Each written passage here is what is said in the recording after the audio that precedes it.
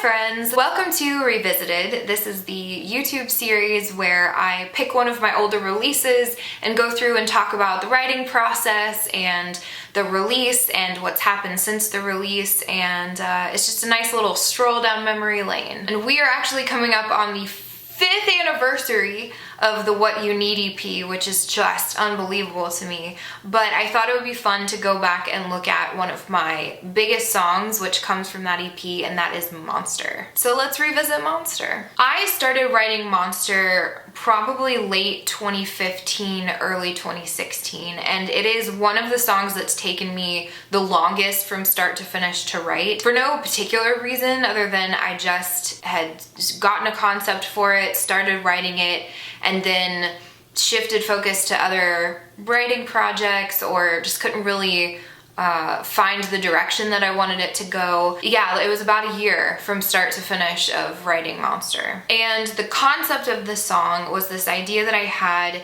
about someone's temper taking over, because I have a tendency to be a little bit tempestuous, and the feeling of it being almost a completely different person, or a different like dark side of myself when I get mad. And so I wanted to write a song from the perspective of the temper. And a lot of people mistakenly think that it's a book-based song, because it definitely has the feel of some of my book-based songs, but it is not. And I believe the first lyric that I wrote for this song that started me on the path of what the concept was going to be was, my tongue is a weapon and I'm locked and loaded. Because one of my flaws as a human being is that I can be sharp with my words, and sometimes when I get mad I go for the jugular and say the thing that I know is going to hurt the most, and it's not a good thing, and I've worked extensively on being better about that. But I had this idea of like, my tongue is a weapon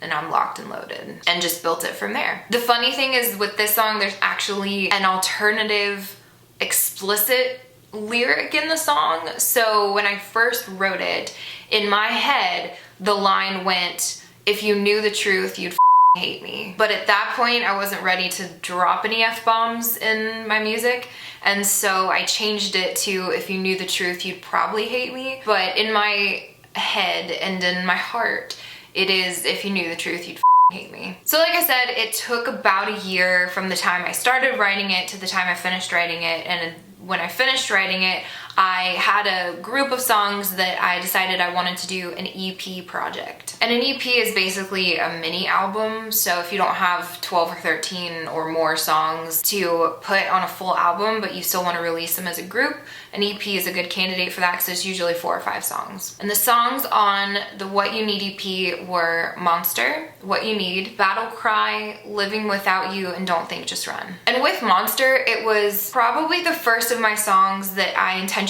went into it wanting a dark cinematic pop sound. We had done the Warrior remix, and that had elements of that, but I wanted Monster to be creepy, and so we found all of these cool like eerie sounds and synth pads, and we had the cello in there, which if done the right way, cello can be very haunting. And as we were recording it, and Daniel will back me up on this, I said, I have a really good feeling about this song. Like, I think people are gonna really like this song. I've got a good feeling about it. Like, I'm excited for this one. And I also knew that I wanted to do my first ever music video for this song. So I had a pretty small budget, and I found somebody that was willing to work within my budget, and we shot the music video for Monster. My tongue is a weapon and I'm locked and loaded. When you least expect it, you won't know it's coming, and I'll strike, 'cause I'm a monster. I did my own wardrobe. I found the dresses that I wore for it. I had somebody come and do hair and makeup professionally for me, and we shot it over 2 days. The first day was at an old, I think, pantyhose factory. So it was this like kind of dilapidated building that had like some parts of it were still standing, but a lot of it was kind of like open with remains of buildings. And so we shot there the first day. And I had this concept in my head of a good version and an evil version, and seeing the evil version kind of stalking the good version until they have a collision. And I think that like good version and bad version, or good side and bad side, is a through theme that I use a lot in my music, because I just think people are multifaceted and nuanced, and you know, everybody has their good side and their evil side. So that is a theme that comes back again and again in a lot of my music. So it was definitely a good experience. It was an uncomfortable experience because I was new at it, so I didn't really feel fully confident yet in what I wanted. I learned a lot from it.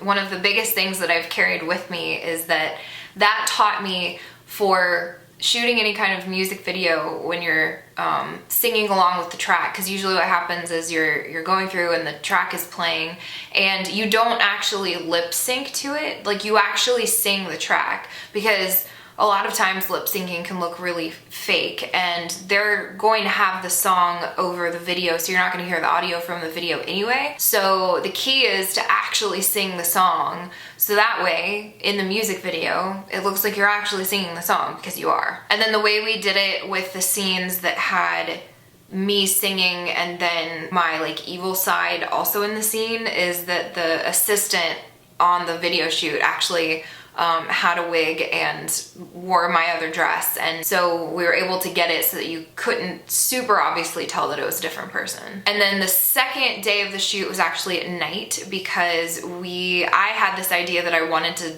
destroy a piano and set it on fire. Not like artistically for any particular reason or metaphor or anything, I just thought it would be cool. I mean, I guess some part of it was like, you know, I'm a combination of my good side and evil side, and like my image is like wholesome and playing the piano, but also like I don't want to be caged in, but realistically like I just wanted to smash some stuff. And so we did that at night, and it was this piano that they had found that was in just horrible shape. We honestly gave it like a very theatrical grand exit because it was not salvageable. And it was really difficult because for the scenes where I'm playing it, I like actually had to be playing it because I needed to be bearing down on the keys and stuff, but it was so out of tune and a lot of the keys were broken. So I've got the track playing and it's, you know, obviously in the correct key and everything's on pitch, and I'm like playing along on this piano that is so out of tune.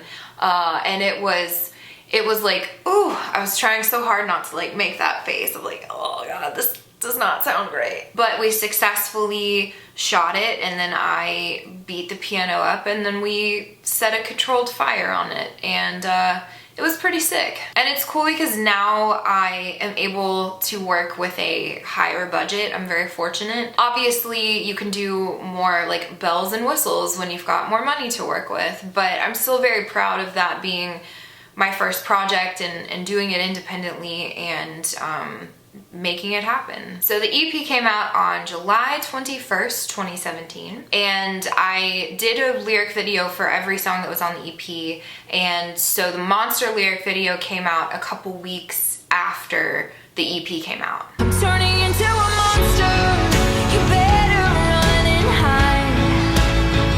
Turning into a monster right before your eyes. Initially it did pretty well, and then it just kept growing and kept getting more views, and people kept listening to it and streaming it and really seemed to connect with it, which is always a great thing. And it honestly opened the door for some of my absolute favorite video comments that I've ever gotten. So I wanted to share a few of my personal faves with you. This is the song that I blare when I'm on my period. People would understand. I look the same, but I'm not fine. The master of my own disguise. Me when I stub my toe. Play his new song. Song, I sleep all day. Bitch, me too. I've got you in my sights, only one of us will make it out alive. Me when I see a spider. So yes, very top-notch, high-quality comments on the Monster lyric video. And as far as the time since it has come out, in 2018 the lyric video hit 3 million views, and Daniel, my producer, made this awesome plaque to commemorate that, which I have in my music room to this day because it's great. In 2019, I had official sheet music made for Monster, and now 5 years later, the lyric video has about 7.5 million views, and it's been streamed on Spotify over 7 million times, which is just incredible. And I think one of the reasons that Monster is so special to me personally is that it really did set me on this path of the sound and the type of music that I record and I write now. I've had so much fun with all of my dark cinematic tracks, and I really think Monster paved the way for that. So,